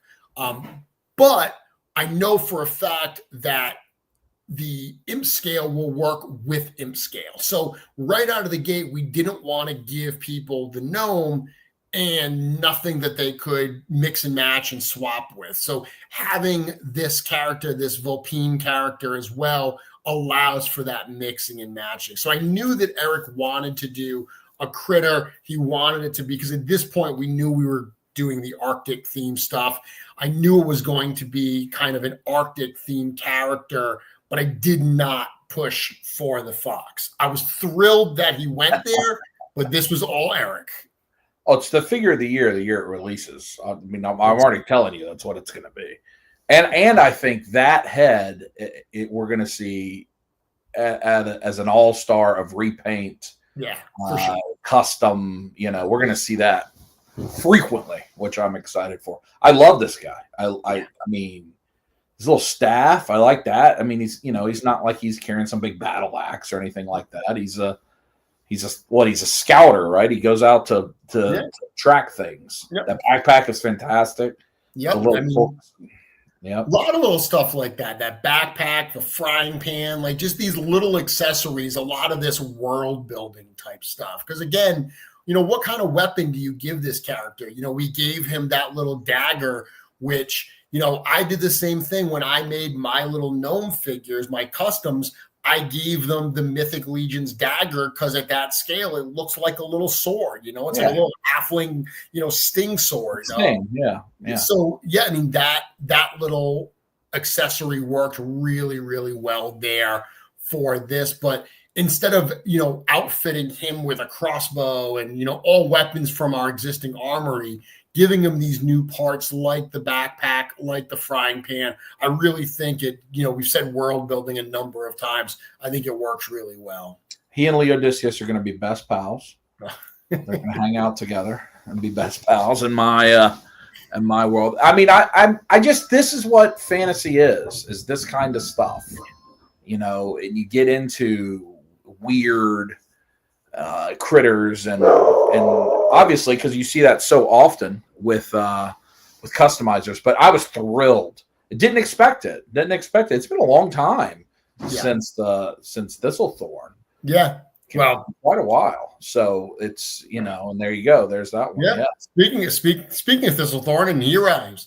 And this was just like the same thing with the Tundra Goblin, where needing a second head to put in this. And what's funny is the Thistlethorn head was Eric's fill-in for this figure. So a lot of times what Eric does is when he's working in ZBrush and he's fleshing things out, he hasn't sculpted a new head yet, but he wants to put a head on the figure. So he just grabs a head from his library and he pops it on. But he does try to put one that at least like has the right feel. So for this critter character, he grabbed the Thistlethorn head. So during the development, I saw that Thistlethorn head on this body over and over and over again. So when it came time to add one, it was very easy just to say, hey, throw the Thistlethorn head on there. And again, another instance of the paint job on this one just absolutely transforms that head. And it's a lot of fun. I gave this the unofficial character name of Josiah as a little nod to Jesse. And it's a cool, fun little character. Just like that Tundra Goblin. To me, okay, I got to get two of them because I got to display it like this as well. Nice.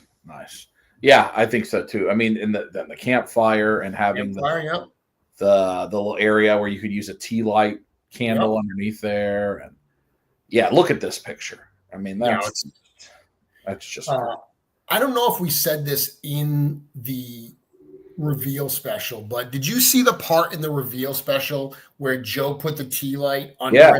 He hadn't tested that before the reveal special. Oh wow!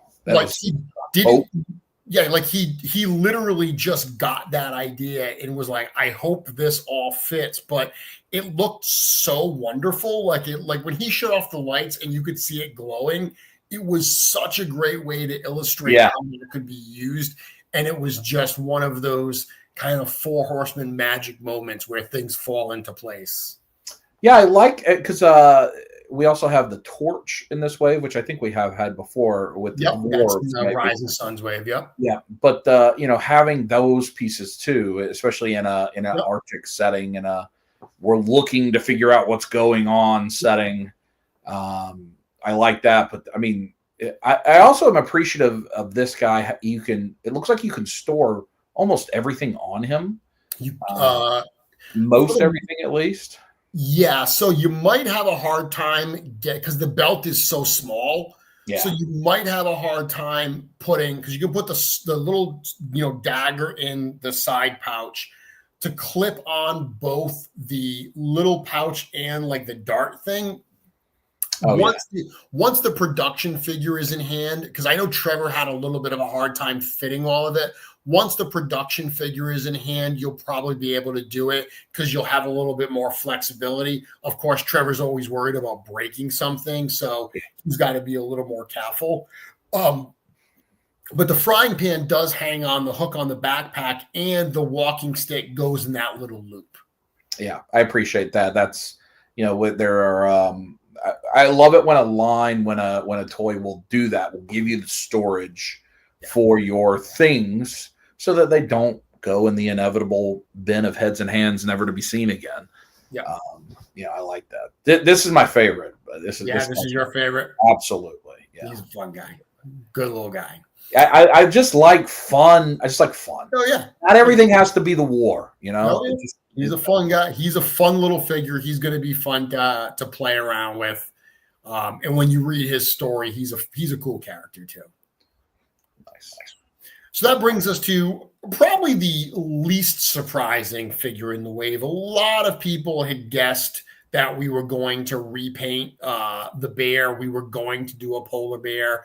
We had the new head, as I mentioned. We had already done that. So getting this body out. I mean, my only regret is that we don't have Bodvar out already in hand.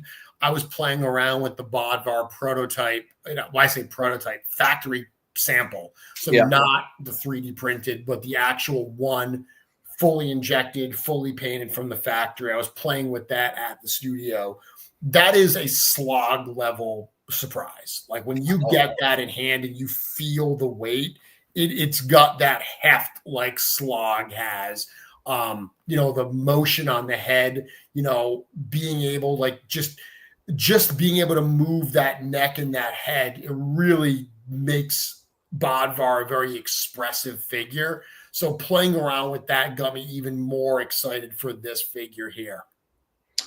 I think I had almost even forgotten how cool Bodvar was when I was watching this and the standing. But I love that there is a different head. It's not just a white repaint. Yep. Like it's got a unique head, which I've always appreciated that about you guys and Eric's attention to detail with the physiological stuff and the anatomy. Like he wants it to be right. He doesn't.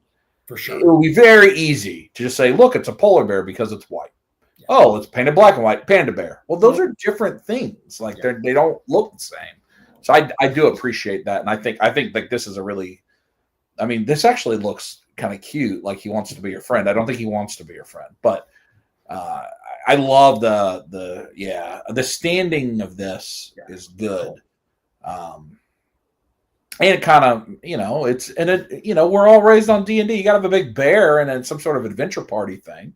It's a perfect figure for this particular wave. You mentioned the repaint. I mean, the one we already have this head. It's already in production and everything. It's already at the factory. So we didn't have, when Eric originally sculpted it, he didn't sculpt a roaring head for the polar bear head, but we did want to at least throw a second head in there. So this is one of those additions where, okay, it's not perfect because it's not the polar bear head, but it's one of those things where it's like, It was either you don't get a second head or you get the one that we have that we could throw in there. So always better than nothing, but that's obviously the primary head. Well, I think it's really striking, that head in the white color too, with because a little more attention on the mouth and the teeth and the nose. It pops a little more. So I'm sure plenty of people will use this. I mean, I guarantee they will. Look, there's a bone orc guy. There can be a white grizzly bear. Like absolutely. Absolutely. And that brings us to the final reveal in the wave. That brings us to the big one, the Garmer Horror of Einsamall. And this, again, another figure that's been on the list of things we want to do forever. I can remember on this show years ago, someone asking Eric if werewolves existed in Mythos and him saying yes. All along, he imagined these wolves as being very, very large. So we said on the show, this is not a lycanthrope. This is not someone that, despite the big moon in the background there, this is not a character that becomes a wolf at the full moon. This is an anthropomorphic wolf man type character. They're huge, monstrous characters. Yes, it's the same size as the lion. Yeah. And that's the ogre scale. But this one has quite a bit of articulation. Yes. It looks compared to like a traditional ogre. Yeah, so he went in. Odysseus doesn't have the double knees. He went in and added the double knees to this wolf because he wanted to get certain crouching poses. Sure. It does have the biceps and the butterflies, which Leo has as well. It's got the single joints for the arms because that's just, again, what made sense here. But he did go in and do new double knees so he could achieve like certain wolf-like poses with those legs. Yeah. I'm excited so like in a case like that, it's where it makes sense because you're probably not going to have that particular character in this pose, in the museum pose. You're going to have him in some sort of crouching or attacking or something. Where you want that little bit of extra articulation. That the head sculpts on these are just so good. I can't imagine how much time it takes to sculpt all the fur pieces. And he does it all by hand too. I know. I mean, this was a good one because at least some of this he had done during Odysseus. So he did go back and have to do more, but he had a head start at least when it came to this one. All the armor's new. So, this was and that armor is very intentional. We reference in his bio that he's wearing some strange armor. That all matters. Like we did some things here for a reason. The armor on the upper body is removable. So, and this was, again, there are, with so many action figures being produced and so many companies, you mentioned this golden age of third-party companies, it's hard to do something that someone else hasn't already done or is going to do soon. So we've seen some other werewolves out there for sure. So, knowing that we wanted to do a werewolf, it's like, how do we bring something new to the table? How do we do something, I know a number of people want, that fully stripped down Legion's wolf character. We'll get it. We'll absolutely do that at some point. But for our first one, we said, you know what? Let's armor it up. Like, let's not just make this kind of the naked wolf. Let's really go all out and give this some like really cool design elements. So from the upper body up, those gauntlets, which are from Kragnar, the pauldrons come off. That chest armor does come off, so you can strip it from the waist up. Yeah, I like, even just in his design, he looks like, this is a terrifying thing that whoever you're aligned with, he is not aligned with you. You are not interested in coming into terms of him. I played this game called Shadow of Mordor, a Lord of the Rings game. It was a very, very good video game. Yep. But one of the things that was interesting in that game is you could let the wargs out of their cage, and they just attack everybody, because they were not friends of the orcs. They were friends of you. And so like when they'd get out, everybody would run. Every NPC, they'd all run away. Nope, I'm not messing with this character. And that, that he is so menacing and so scary. You can tell this is the horror. This is nobody, what's my man, the mayor, probably doesn't want too much to do with this guy. No, not at all. Not at all. He's just going to stay and have some more ale.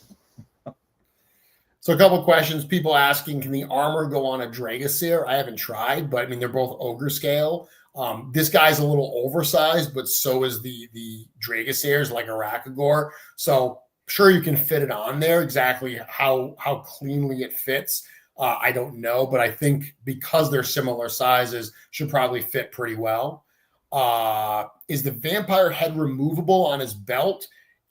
Yes, it's glued on, but there's nothing under it. Like if you pulled it off, it's going to be like the key underneath it that glues into. So you could remove it and put something else custom there, or remove that and put that waist is similar to the one from Arakagor. There's some differences there. So you could definitely put some other stuff there, but it's not removable in the sense that like the wrist arms, the wrist gauntlets are removable. You can remove those and there's fur underneath it. So you could display it like that if you wanted.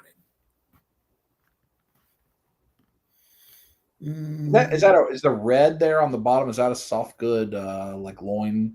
Yes, it is a soft good. Yep. Yeah. So there's a good question from Ruben, and we've talked about this before, but he says, if the skeletons have articulated mouths, why not this one? So Eric's talked about this in the past, that just having an articulated jaw, that's not how this character would look if its mouth was roaring. So when you look at this head, that's with the muzzle, when you look at this head versus this one, the entire face changes. The ears go back, the eyes squint. There's a lot that happens facially that you're not going to get with just that articulated kind of jaw. You use the skeleton as an example. A skull isn't as expressive just by nature. There's no skin to bunch up and everything. So the opening jaw works really well on the skeleton, where it wouldn't work well for some of these. So as opposed to doing those articulated jaws for some of these figures that we've seen, like Leodicius, like this figure, instead doing the second head, so Eric can really sculpt what that facial expression would look like if it was growling or roaring or stuff like that. And I did show this one here, that muzzle. This figure, obviously, this character was a captive at some point. You see those chains, you see those gauntlets, and that muzzle adds to it as well. Yeah, are we going to learn more about this this whole situation here, this muzzle and such? Yeah, we're going to learn a little bit more about why it's all there. Oh yeah, a loose end to learn more about. Because somebody certainly had subdued to an extent this, and had him chained up. I'm interested to know more about that. So someone's asking about slashing hands. These are the closest that we have to slashing hands. Those kind of open ones there. Nothing beyond that. Range of motion in the neck. To be honest with you, it's a prototype, so I haven't played with it to really check all of that. It does have that new weapon.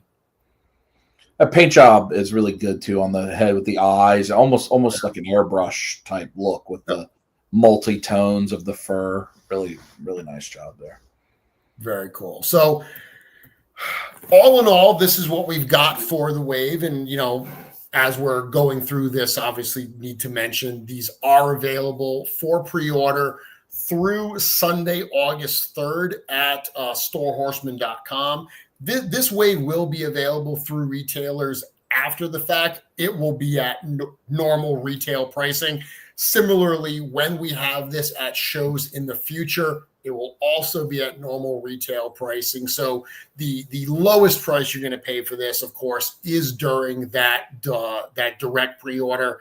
The all-in price of $375. It equates to about 30% off what that retail will be. The individual figures are about 25% off. So you get an even steeper discount if you do that all in. And in the world of Mythic, there are 3 waves. So if the Rising Suns wave comes this year, there'll just be 2 waves ahead of that. So we're starting to shorten that window down a little bit. Yeah, so there'll be after Rising Suns, we've got Ashes of Agmendor, which is literally keyed up for after Rising Suns. The website right now says that will be shipping from our factory before the end of the year. How much before the end of the year will determine whether we're shipping it before the end of the year or at the very, very start of next year. But Ashes is on the docket as well, which really just leaves Reign of the Beasts. Yeah. I mean, there's Beathir too, but that's a little different. Reign of the Beasts, and then now Horror of Einsamall. Yeah, that's exciting. So all in all, this is what we get. A really tight little wave. As I mentioned, I like the fact that you can display these characters together. I think that when I release more of the story, people are going to enjoy that even more because you're going to see how these characters all really work in together and all really fit in. But overall impressions, Dub, on this wave, we've kind of gone through, but stepping back and, doing that bird's eye view to see the whole thing. What are some of your thoughts? Yeah, I was surprised. I think we've learned of the kind of TikTok nature of Legions reveals as the end of the year has the most new, and the middle of the year used to previously be All-Stars, and then now has maybe not as much brand new stuff. So I think this rivals any of our, certainly we've had a couple end of the year waves that are huge, like Necronominus that just tried. They've got 12 figures or something like that. But of our recent ones that have been a little more focused, 6, 7, I think it's the same thing. It also makes me think, what is coming in November if this is the middle of the year wave, because this is quite a fun wave. I think I like the focused storytelling. It's different than some of the others where in previous iterations we've got like one of each faction sometimes, or 2 factions against each other. Something for everybody, I think, in this, whether you're into this story itself or you're going to pick and choose to add people, I think. And I think a lot of people, when they saw that initial teaser and story setup about the Castle of Forside sending, some heroes up to Einsamall, I think a lot of people expected we were going to see members from every one of the heroic factions. And we knew that's what people were going to expect, which is why we started with, here's a House of Noble Bear, here's Order of Aetheron, and then we just flipped it on its head. And you'll see in the story, why we didn't see any of the other characters and really what happens to them. But again, this allowed us, and this is something that we are figuring out how we're going to tread this new world. It's honoring the stuff we've already done and not abandoning those factions and races and stories while still exploring new areas, new character types, and new types of figures, finding a way to really have the best of both worlds. I like to think that this particular wave does a good job of that, giving you some stuff that feels familiar, filling in some holes that people have wanted for a while, and then hopefully surprising people as well. Now, I know your answer to this will be anything's possible, because that's usually what your answer is to my questions like this. Mm-hmm. But do you foresee a future where we get waves like this or some version of this, that there is an accompanying actual short story that is maybe even in a little more depth, 80, 100 page type of, a contained and the figure, all together, is that a type of thing that could be on the docket one day? For sure. I mean, I love, what do they call them? Pocket episodes? Yeah. Bottle episodes. Yeah, bottle episodes. I love those. I've talked about that at length. It's nice to be able to do something that feels like it's got less consequences. It's great to do the big Dark 4 reveal waves and everything, but it's fun to do. I mean, this wave was a lot of fun because we were able to write a story that, as you're going to see, it does, it touches. This is a bridge story. It does take place between after the events of our first story arc, but before we're really on to our second. Eric said this is kind of, opening that door a little bit. So we're getting there, but I love waves like this. And I very much think there is room for it, especially with the role-playing game coming up. Yeah. I think, some of the adventures that are going to be in the role-playing game, they're going to be running parallel to the larger story of Mythic Legions that we've told with the Rise of the Dark 4. So intentionally, in that larger story, we've written those little kind of avenues. The example I always use is Rogue One. For years we heard about the getting the Death Star plans. So an incredibly important, almost throwaway line that they're able to say, okay, let's show you that now. And how it ends, what, everything, but it's a wonderful, wonderful little story, a little tiny piece of that Star Wars universe. So I very much think there is room to do things like that in Mythic Legions. Yeah, like folks my age or similar age, we grew up in one of the first pieces of nerd, like actual literature that I came across was Tales from the Mos Eisley Cantina, which many people have read over the, very popular. And it's just like it made me watch Star Wars so differently when I was like, oh, all these little dudes, they've got their own story too that I could learn about, or the way I played with my toys would change because of that. I think there is a great world for that. So that's what I was kind of thinking about with this wave. Is it's huge. It's in terms of like new stuff and cool stuff, but it also tells a small story that is perfect, I think, for this. I'm very excited for it. I mean, I obviously got my pre-order in. I'm very excited for. I'm going to have the fox fighting the werewolf, of course. I think they're going to be buddies. They're going to be buddies in my canon. You can't use the roaring mouth then. You gotta have. Will he have him by the muzzle? I do have a question here for you. Curtis Ackerman is saying, question for Big Dub: why should everyone go to Jolanta in September? Well, you can meet the mayor himself at Jolanta in September. You can meet Mayor Curtis in person at Jolanta, as well as a bunch of other people. Jolanta's a fun show. We'll be hanging out. I know Ginger Kid will have a bunch of Legions there. I'm sure they're an authorized retailer. They're vending there.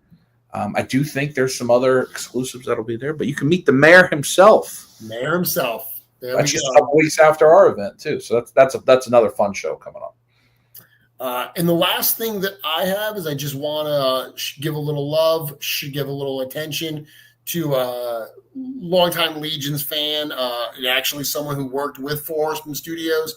The Legends of the Ramion action figure Kickstarter is live right now. So there's actually the first two figures in this line he did in advance. So some people are now getting them from Big Bad Toy Store. They are also available for a little bit cheaper in the Kickstarter.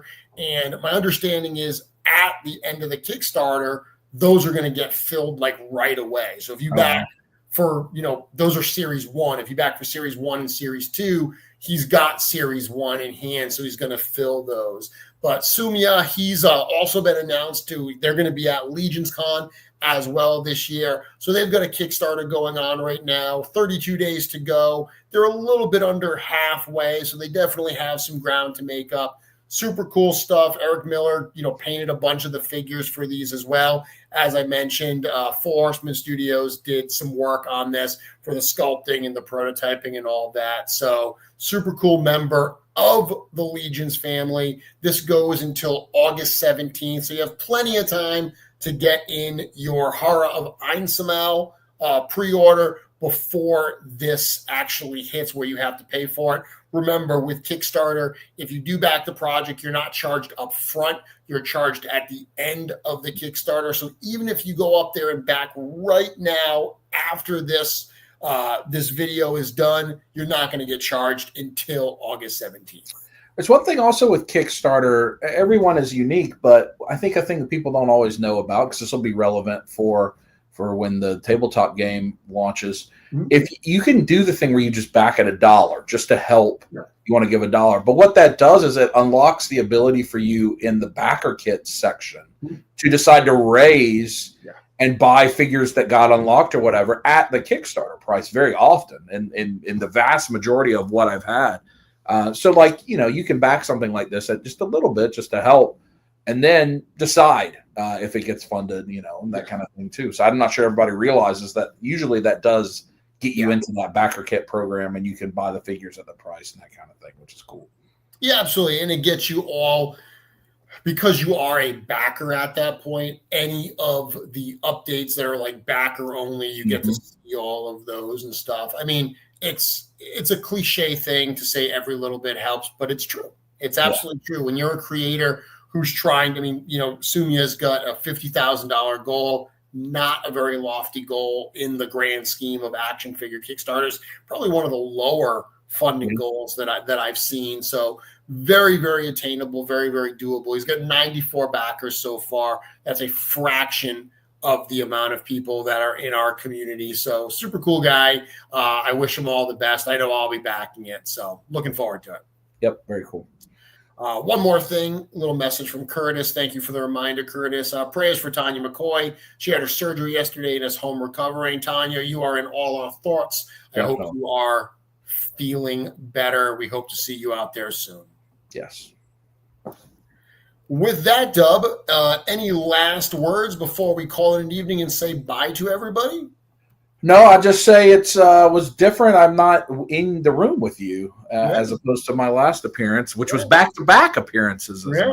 Absolutely. I'll have to come to the new collection room and do another in-person one at some point. Anytime. I'm actually having my first Mythic meetup here on Friday, so taking advantage of the fact that ChrisCon is only about 30 minutes away from my house. So, taking advantage, ChrisCon, as I mentioned earlier, is on this coming Saturday. So I have some people coming over here on Friday. I'm pretty excited for it, not only just to see some friends and to talk Legions, but, to get to show off the new space. So that's always that'll be great. With that, everyone, I will be back here next week talking about who knows what. There's plenty of things going on, so don't worry. I'm sure I will find something to talk about. I hope to see you at ChrisCon this weekend. Dub, I'll certainly see you in a few weeks down at the Charlie's. Everyone else, don't forget to get those pre-orders in. We'll see you soon. See you guys.